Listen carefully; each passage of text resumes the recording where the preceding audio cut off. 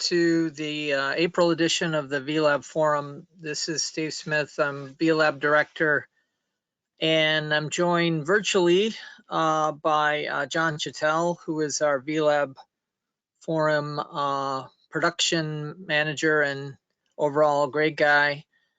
We welcome you to the April edition. This is our second edition operating under the national emergency of COVID-19. We did one last month, the first one. This is the second.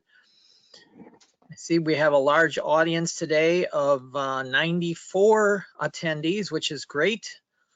And we have a very topical topic. Normally in the VLab forum, we talk about applications and products that are in some form moving towards weather service operations or other NOAA operations, with the intent to inform our agency about things heading down the pipe so we can be better prepared for them. Today we're taking a little bit of a different look at not a specific application or product, but rather infrastructure and how we are moving and adapting to doing R2O and O2R in cloud computing environment and using cloud technologies and applying them to the business of R2O. We're very lucky to have Matt Davis to give us a talk on this today. Matt is in the Meteorological Development Lab, and he led a weather service team to develop a white paper on cloud computing in the National Weather Service, which we will be rolling out to weather service leadership shortly. He's going to talk a little bit about that and talk about some basic concepts about cloud computing. A reminder to everyone that our format at the VLab Forum is about 30 minutes or so of content by our speaker, followed by roughly 30 minutes of Q&A. Excuse me. We ask that during the content portion that you sort of hold your questions off, save them, write them down for the Q&A session. When we get to the Q&A, please use the raise your hand feature, and John Chattel will unmute you so you can ask your question directly to Matt, or you may also use the chat window to type in your question, in which case John will read it read it out to Matt. Also a reminder that the session is recorded, and after the conclusion, John will upload the recording to the VLab Forum website so you can share it with your colleagues or watch it again at your leisure. So without further ado, I'd like to hand over the screen to Matt Davis. Hey, thanks, Steve. I appreciate the introduction and the overview. Thank you, everyone, for taking some time out of your day to join us. Let's get started.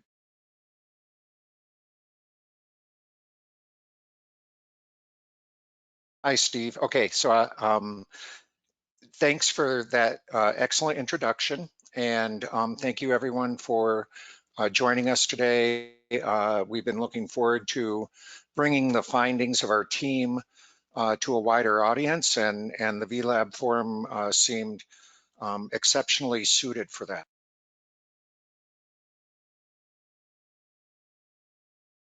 There we go.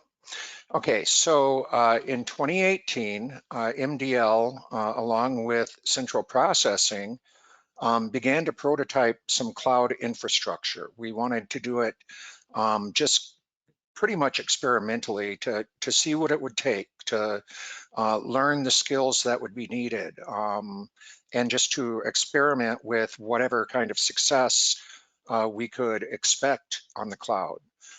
It has been successful, and as Steve mentioned, it led to the creation of this white paper team, and we will have some of the findings near the end of this slide set from that team. But to begin with, because we have quite a wide audience, I want to go over some fundamental basic cloud concepts to start us off here. So when you look at cloud infrastructure and talk about cloud computing, it's important to realize that this is a general term. There is a number of different cloud providers, and each provider has many, many different tools and platforms that can be used.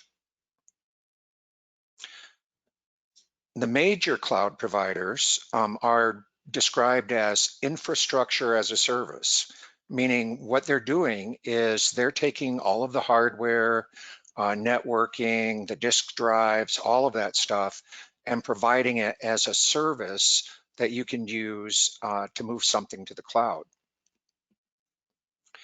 Then within each provider, they offer platform as a service and software as a service.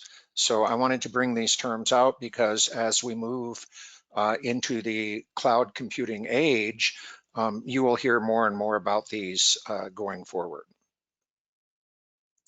So when you have platform as a service, that means that within a given provider, they're offering some of their platforms, like their compute subsystem, their storage array, etc. And you can have control of the platform, and you can, for instance, store your data on it, but you're not in control of the underlying disk drives, that kind of a thing.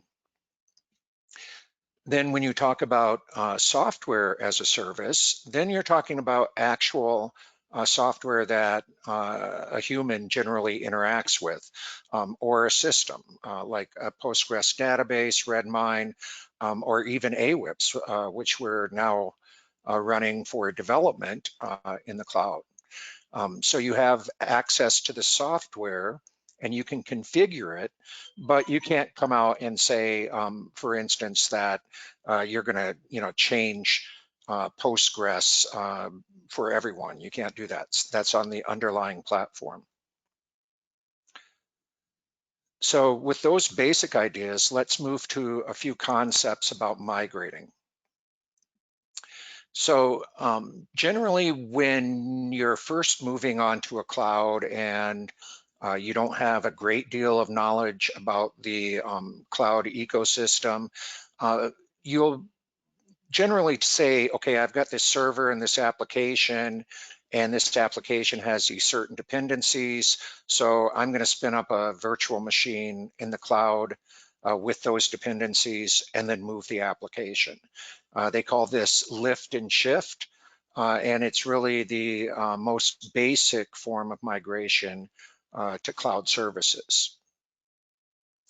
As you learn more and get more knowledge on cloud services, what will happen is some of these migrated applications, which you just lifted and shifted, you'll start to see that there could be performance improvements or reliability, scalability improvements if you begin to refactor the application to take advantage of the cloud tools.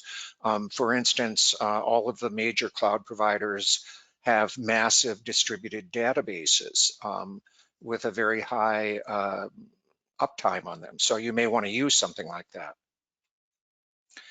And then once you're at a maturity with the cloud infrastructure, it's most likely that when you have a new application, and if this application is suitable for the cloud, that you will tend to design it cloud native, using all of the resources of the cloud platform or those that the application needs. And this is an important concept.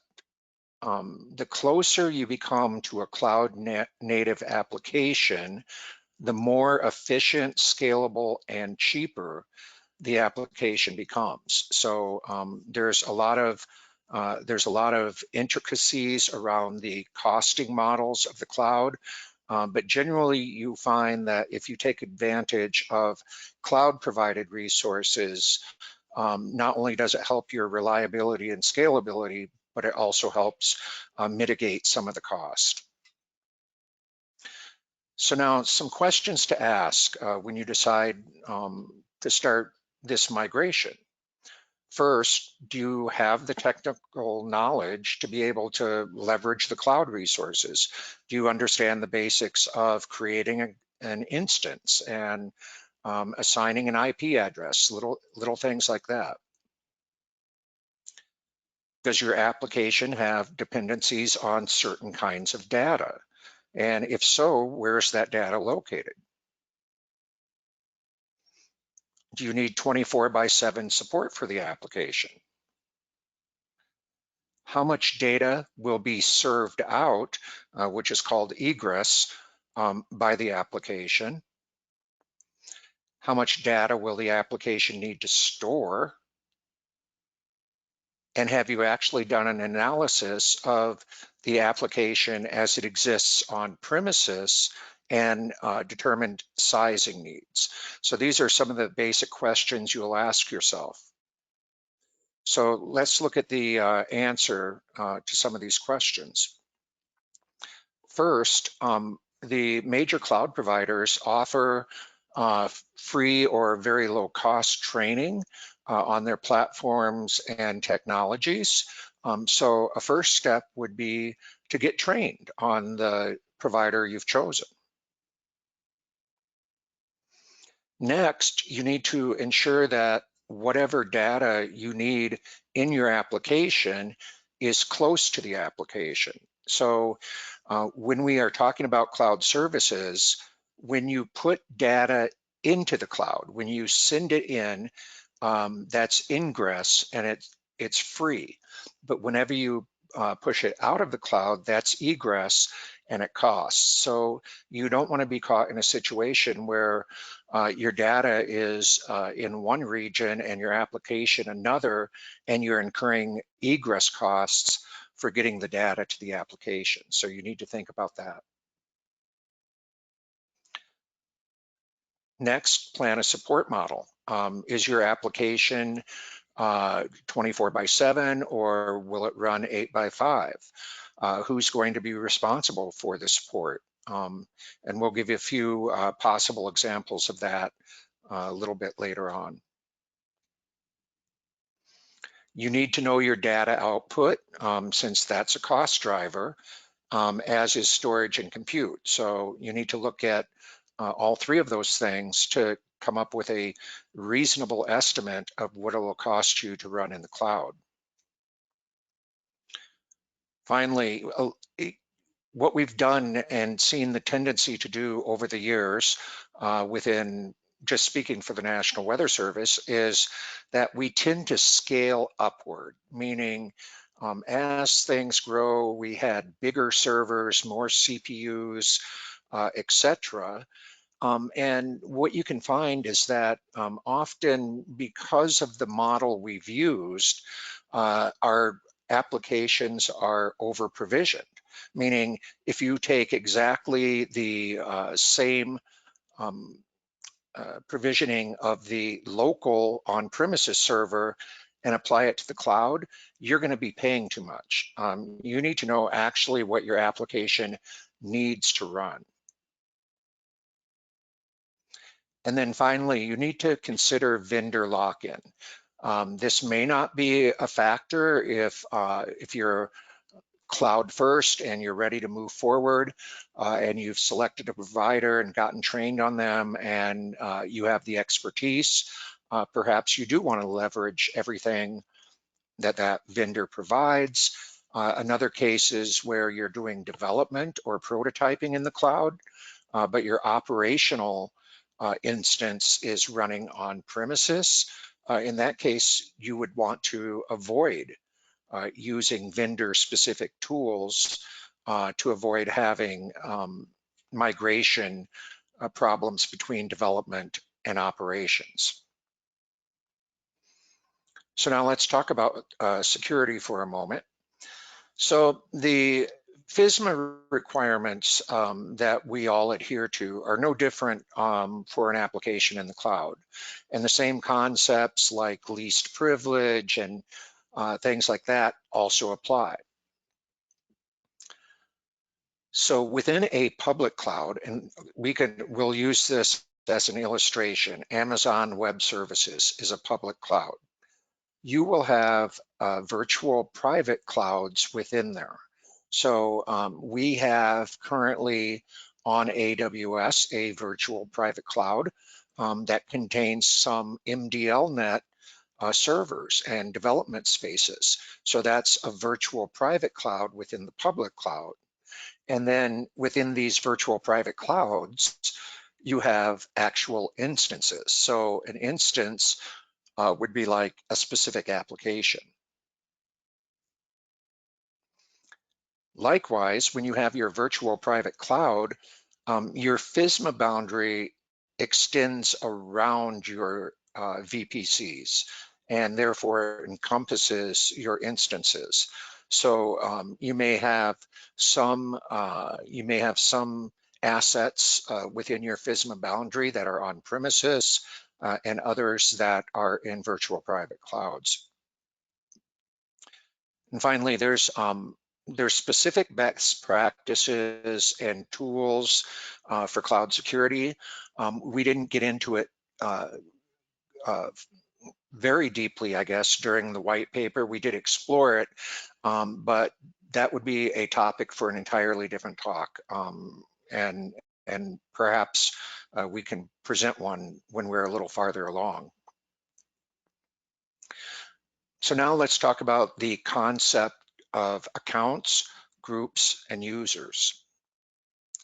Okay, an account is the highest level, and you can think of an account as a container of users and instances.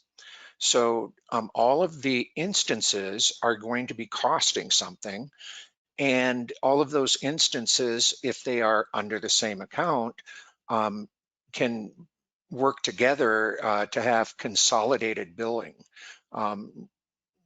It's been noted that a lot of times when people first onboard to the cloud, they create accounts for many different instances, and then this creates a problem of figuring out what the actual bill is. So below accounts, then there exist groups. And the groups can be defined to be different instances or groups of users. And the groups generally exist to define the roles and permissions that are assigned to a group of users or assets. Then finally, you have the users, which is we think of it as an individual. It could also be a service that is running in the cloud. And these inherit the roles and permissions of the groups and provide for authenticated access to the cloud. You may not even need to have users for your developers. And that is, if you use a DevOps model, as we will describe shortly, the developers never actually touch the cloud resources, but rather everything is automated. So let's talk about DevOps. Currently, the National Weather Service uses a waterfall approach to development. We have a rigorous requirements process. The requirements get approved, then you go through the coding and development, and then there's a testing phase, and then finally there is a release. That release tends to have many different fixes or features within it, and they tend to be quite large when you do it with a waterfall methodology.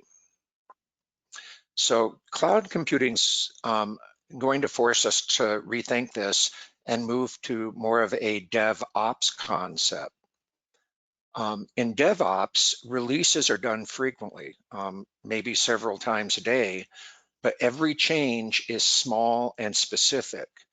I was talking to a national provider of software as a service a couple of weeks ago, and one of their tech leads told me that they actually release between 100 and 200 targeted feature enhancements or fixes on any given day. So you can really ramp up DevOps as you see fit. In order to use this, though, you need what's called a continuous integration, continuous delivery pipeline. So what happens here is that your development team commits their changes to a given repository. And then the continuous integration and delivery tools, such as Jenkins, which we use in VLab, is going to build the application, run the application tests, and then deploy the application to where it's supposed to be automatically. So from the previous slide, you can see that the only actual access that a developer has under this paradigm is to the repository, not to the instances within the cloud. So now let's talk a little bit about the white paper. We decided to go down this road, and thanks to Steve for giving us direction and helping us out here. So basically, when we began to onboard to the AWS cloud, we had MDLnet development platforms. We had the Iris development layer. We have an instance of the WES, the Weather Event Simulator, and we have a number of instances related to AWIPS development, some of which have been dedicated to moving from Python 2 to Python 3 without influencing your local office system. So once we saw the success of this, we created this a small Tiger team, and then we began to reach out to other NOAA line offices, including Nestis and the National Ocean Service, who are farther along in moving to the cloud. So many thanks to them for the information they provided to our team. So let's take a look at some of the key takeaways from the white paper, noting that, again, this hasn't been even seen by all of NWS management, and it's under review, but these are some of the high points that we found. First, if you want to be successful in moving to cloud operations, you need to kind of invert your thinking and not say, well, is an application suitable for a cloud? You should say, is that application not suitable for the cloud?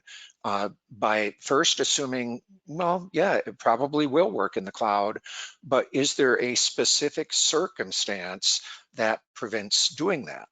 So that gives your development organizations and your IT management this concept of let's be cloud first where we can. The next thing that we found is that we need a diversity of skills for onboarding to the cloud. We need technical folks that understand the creation of instances and the provision of resources. Then we need the security folks that can look for, where are boundaries lying? Where are there risks? What type of scanning do we need, etc. Networking comes into it, definitely, because there are some special requirements within FISMA for networking, so they need to be engaged early. And finance needs to be in here because we are moving from this concept of let's spend X thousands of dollars every 3 years and replace hardware with, okay, we don't do that anymore, but we have to account for the resources we're using. So all 4 of those skill sets are going to be necessary. We've proposed that we have this specialized cloud change control board with folks from these areas. And maybe this board wouldn't be that large, but it might make sense that some folks would rotate in and some off of this board, and that would spread the knowledge around as we move forward. This is also a tremendous opportunity for our agency to modernize its IT systems. We can do that by standardizing the services and therefore eliminating duplication. What do I mean by that?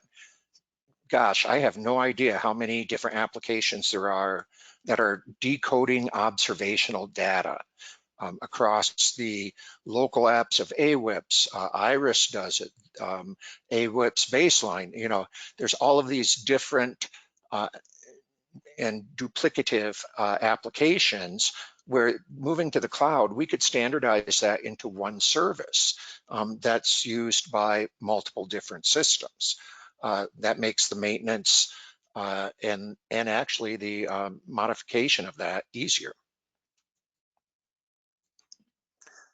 So like I said, security considerations aren't really any different in a cloud environment. But what is different is that within a cloud environment, you can set up what I would refer to as templates.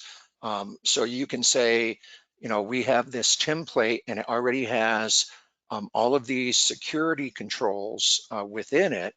And then instead of starting from scratch when you have a new project or a new application, you can use one of these pre-enabled environments and then get moving forward while still doing your due diligence on security.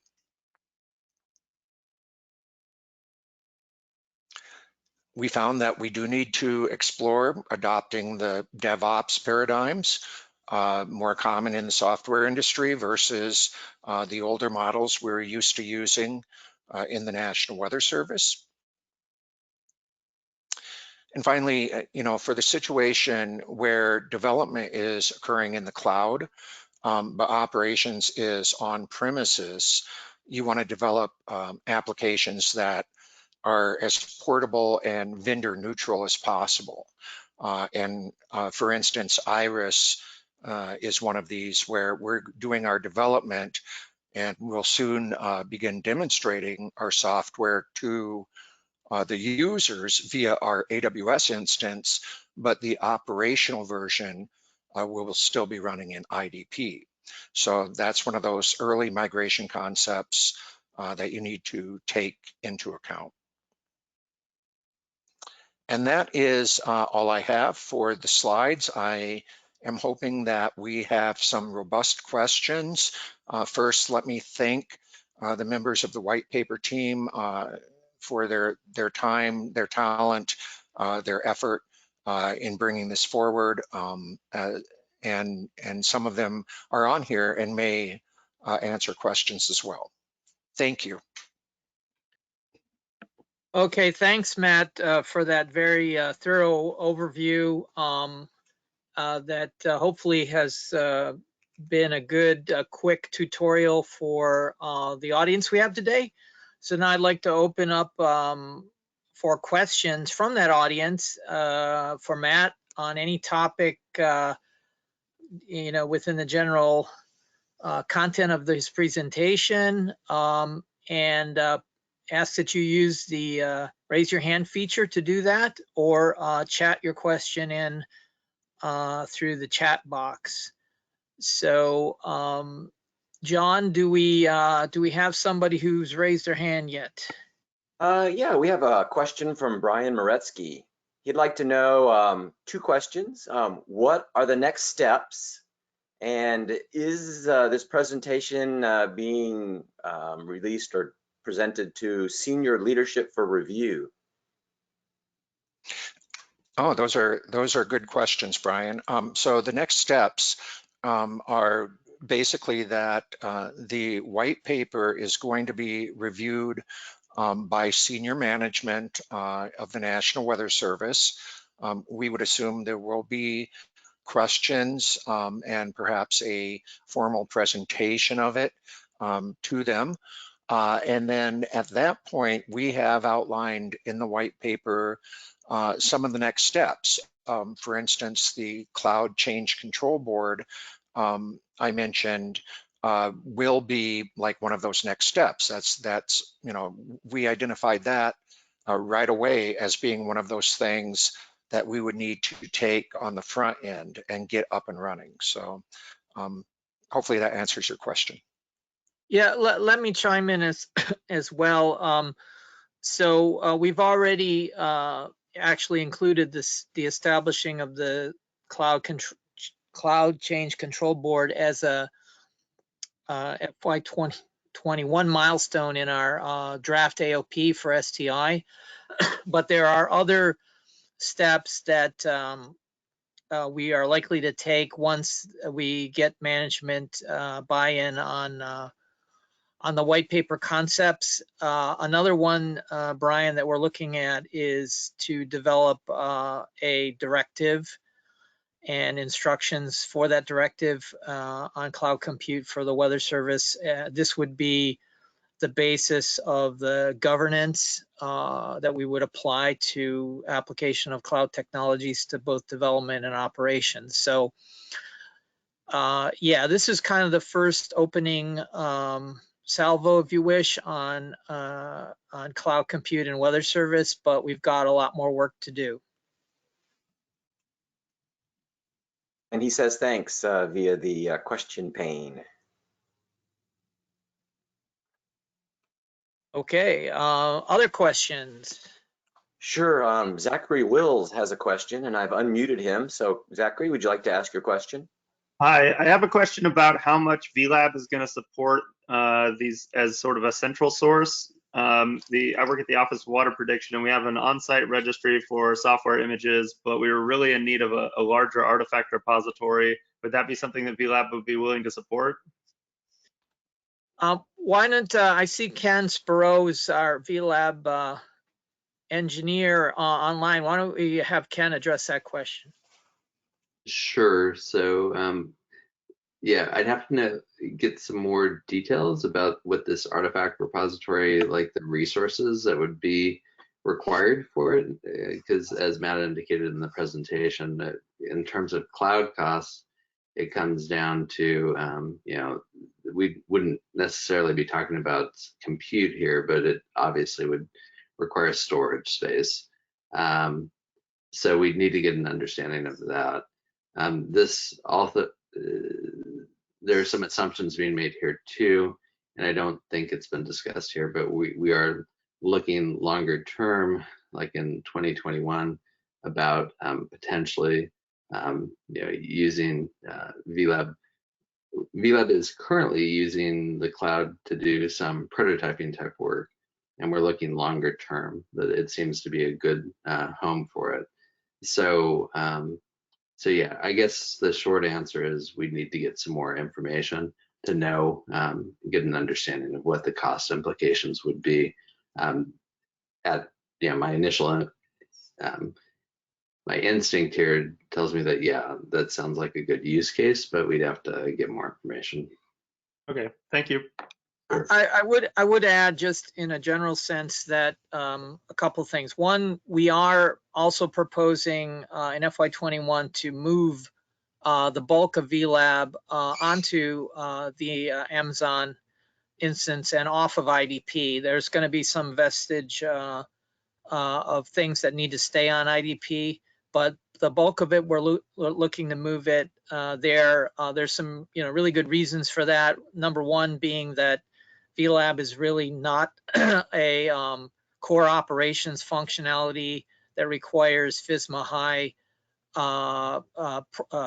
posture of security that exists in IDP. So we can free up some resources at NCO by doing that. In addition, we're looking to use leverage the VLab infrastructure to support cloud development in ways that we're already prototyping with AWIPS and other applications. It makes sense that code repos which are housed in VLab could be accessed to do software development and establish the CI/CD pipelines as Matt described, and begin very active development, agile development for a whole variety of applications. And thirdly, at the over 6 years ago when we envisioned VLab, there was the concept of having kind of a prototyping space in VLab where different weather service entities could take their skunkworks projects, for example, and prototype them and test them.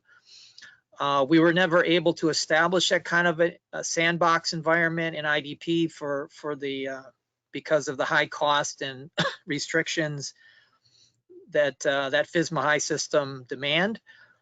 But it's really perfect to do that sort of thing in the cloud. So from an SDI standpoint, this could finally allow us to realize that vision of a sandbox where people could propose to do various prototyping projects, and they could be granted funds to do that, and basically set up to begin their development in a cloud and access VLab to do that. So this does afford a lot of additional flexibility and repurposing of VLab to essentially move out on some of these longstanding wishes we've had within weather service development. Okay, other questions, John? Yes, we have one from Mark Glodemans. He asks, could some of the example cloud migrations be briefly summarized with respect to current capabilities and usage? For example, AWIPS development and MRMS?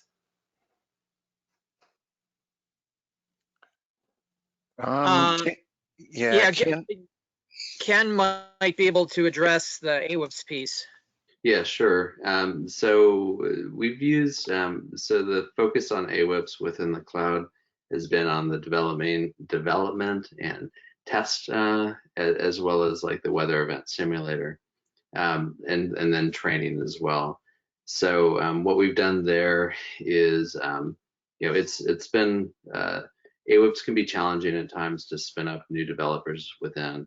And so the cloud infrastructure is a perfect infrastructure to be able to basically create an image, get everything set up, create an image, and then allocate a new VM pointing to that image or an EC2 instance, and then hand that over. Jason Burks has done much of the heavy lifting here, so he deserves credit. And he's basically was able to come up using technologies, as Matt indicated, we are using the AWS environment, cloud computing environment. And so he's been able to use ways in which to run AWIPS in the cloud. And so what do we mean by that? We mean that it's actually running Cave with EDX and then SVN feed with live data. And you can then log in through your browser, and if you have access to one of these instances, actually be like you're sitting in front of a workstation at a forecast office or RFC. So that's been done, and that's been proven to be very, very advantageous. And so so that's now being used by a very small subset developers at headquarters to prototype, the development efforts within the cloud and how that works. And then it's been used for quite a few, I think we're probably 30 to 50 different WFOs have used it to migrate from Python 2 to Python 3, for the next version of AWIPS. So they're able to log in, have their localization files, and effectively accomplish what they would accomplish within the operational system in terms of making sure their localizations and their scripts and things work within this environment. So it's a perfect location. It's not the operational system, of course, but that's where energies and efforts have gone, and it's taking place now. 2 instances of these have been created, and we're managing. We've created a workflow within VLab itself to request those processes through those instances through the AWIPS community, and then they go through approval through like Scott Jacobs, and then and you can actually control, once you have permission to have access to one of these instances, you can then start and stop the instance. And because there's a change in paradigm too here within the cloud. You pay for what you use. So the only downside I would say to the AWIPS instances is that they're somewhat expensive to run the virtual machines because they need a dedicated GPU. But they accomplish a lot. It's effectively almost like being right there in front of the machine. So anyway, that's gives you a taste of what we're doing with the AWIPS program, and so hopefully that helps. Yeah, thanks, Ken. Let me add as well to this that there are some sort of obvious next steps with regard to AWIPS and use of the cloud, and one of those is to enable various test beds who are, in the past had to purchase and acquire and install and maintain AWIPS hardware on site, which is a burdensome sort of thing to do. Using the cloud approach with AWIPS, one could stand up the virtual AWIPS very quickly for the duration of a particular testbed experiment, say, and then when that's done, shut them down and you're done. So it's greatly an enabler for various test beds and testing, as Ken alluded to. The other sort of obvious application is kind of the next generation thin client, you could say, where people for forecasters who are doing on-site support for fire weather or other sort of IDSS applications could use a cloud application. It's established on the fly. It's used for the on-site IDSS support, and then when that's done, it can be turned off, basically. So these types of use cases for AWIPS are really cost-effective and also resource effective and much cheaper in the long run than developing the types of solutions that we were limited to before. So the other thing that is kind of an obvious one is the ability to stand up sort of off or virtual AWIPS instances for IDSS in the mutual aid kind of the area where you might want to have multiple offices working an event. It's really challenging to do that through the on-site AWIPS hardware, but if you could direct people to a virtual instance of AWIPS that they could share, that would be, again, a big enabling sort of thing for operations.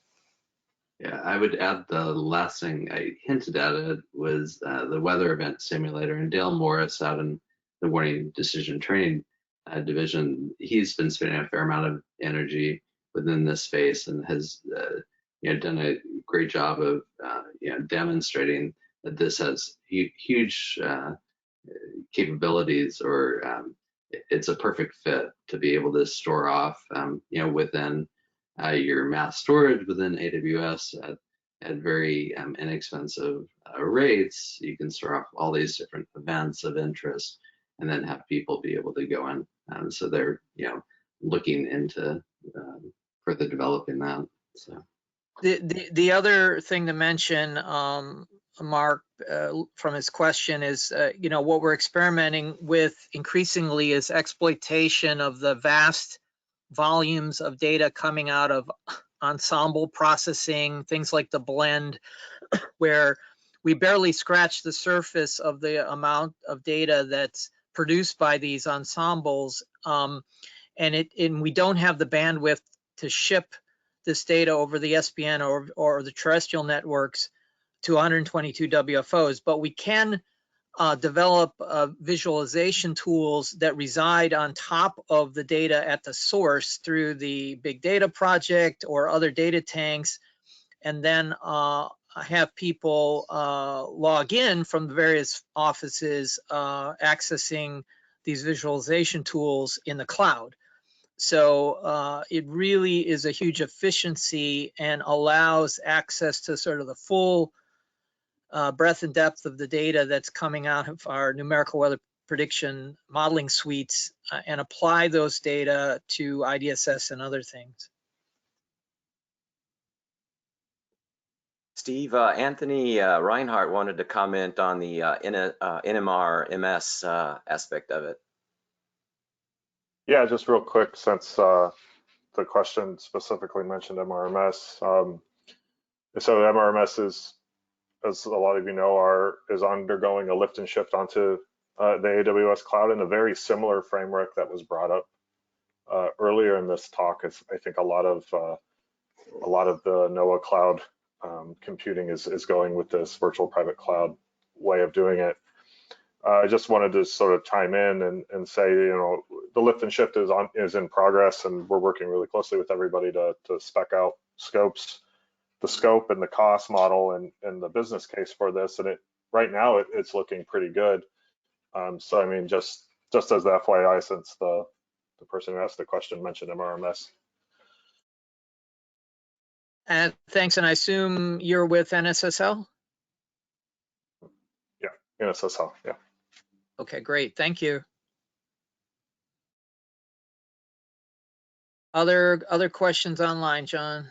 Yeah, Dana Carlos has a question, and he or she would like to know what surprised you most by conducting the pilot projects for NWS applications, and also, did you find it cheaper or more expensive for testing your applications? I'll let Matt answer that, but it's Danae, Dr. Danae Carlos. Go ahead, Matt. Yeah, so I think that the prototyping work, we did learn quite a bit about the intricacies of how you deploy assets and properly tag them. And by tagging them, that was the method that we were using originally to account for funding these systems. And I think one of the more surprising things was that there is a level of complexity there that you need to be aware of, but that it seems like in a number of cases where we're, especially where we're dealing with more trivial applications, there is a cost savings. When you look at long-term hardware replacement, support needs, it does come down to a decent savings in certain ways. So again, that's something that we'll need to be looking at going into the future. For your awareness, NOAA has contracted with Unisys to begin assisting all of the NOAA line offices with this effort. One of the ways they'll assist is providing tools and support to judge the cost of moving to the cloud for different applications. So that was, you know, one of the things that was surprising. And then also surprising to me was just the level of success that Jason and Ken had, and certainly due to their extensive experience with getting these AWIPS assets spun up quickly. So hope that answers your question. Ken, did you want to add something to that?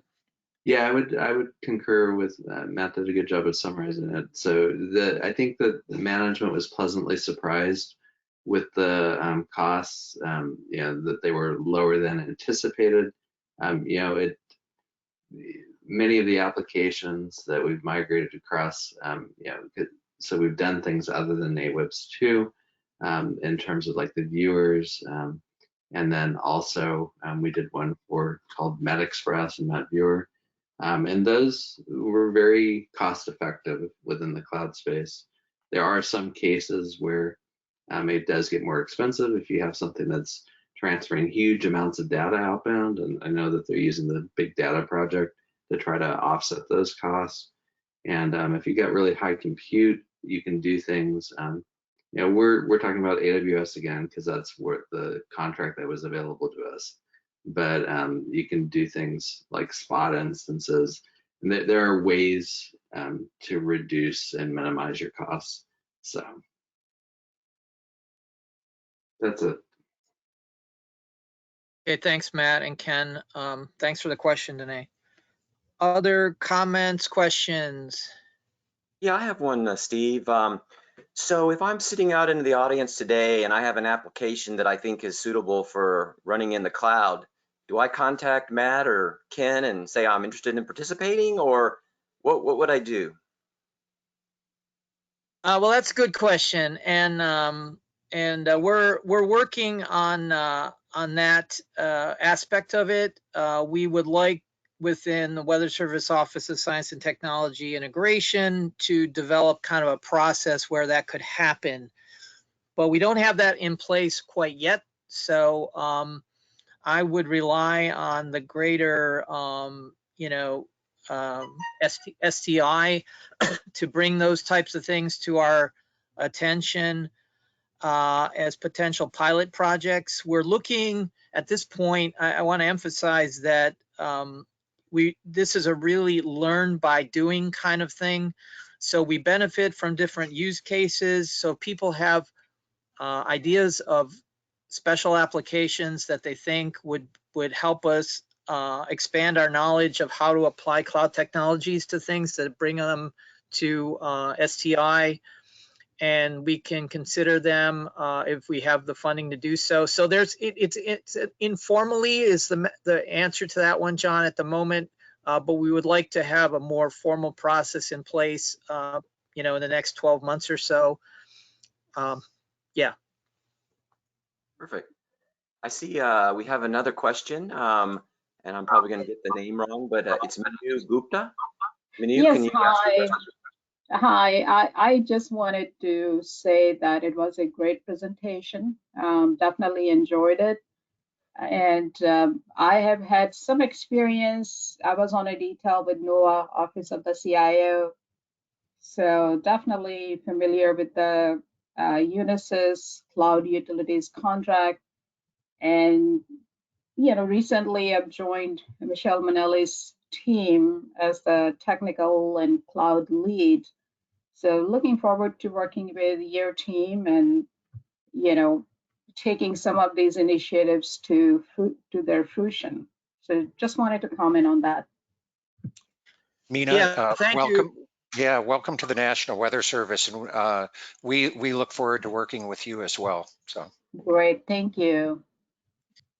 Yeah, I second that, and we, as you know, we have a number of needs in central processing, dissemination, STI, and OBS. I'm sure OBS is the office now going to be taking up the program management for MRMS. So there's really no portfolio that's outside of the cloud picture at this point.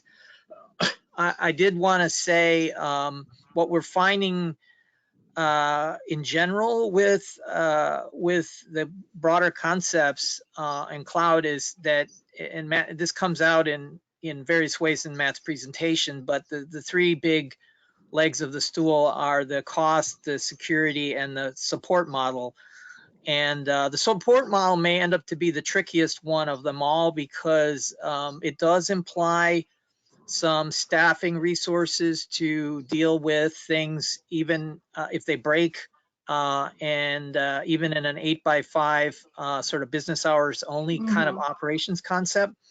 And we don't have a history of that in Weather Service. If we do, it's kind of a weak history. So we obviously want to do well with all three of those things, and but it's really a question of learning through rolling up our sleeves and trying stuff out.